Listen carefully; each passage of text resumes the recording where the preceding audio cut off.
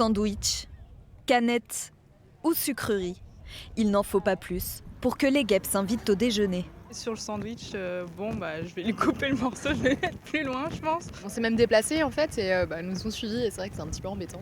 C'est la 3e fois que je me fais piquer, donc ça fait un petit peu mal. Pour les scientifiques, difficile de donner des statistiques précises.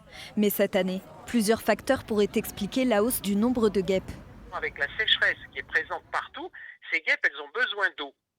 Et donc elles vont se rapprocher des endroits où il y a de l'eau et très souvent ça va être autour des maisons. Le confinement s'ajoute aux facteurs climatiques. Les Français sont restés chez eux et les guêpes n'ont pas été dérangées.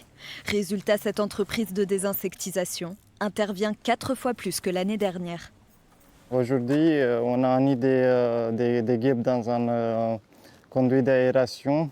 Le nid est dans une école primaire. Il faut rapidement l'enlever avant la rentrée des classes.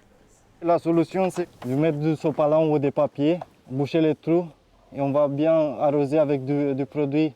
Comme ça, ça empêche d'entrer. L'insecticide va paralyser, puis tuer les guêpes.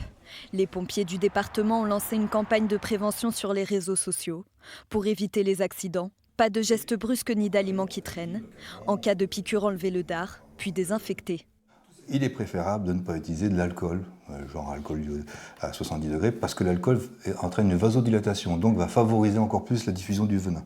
Mais on peut prendre un antiseptique classique, comme de la biceptine, la chlordhexidine, qui désinfectera la peau, et accessoirement on peut même se laver avec les mains.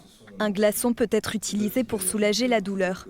En cas de réaction allergique, il faut appeler les secours ou se rendre à l'hôpital.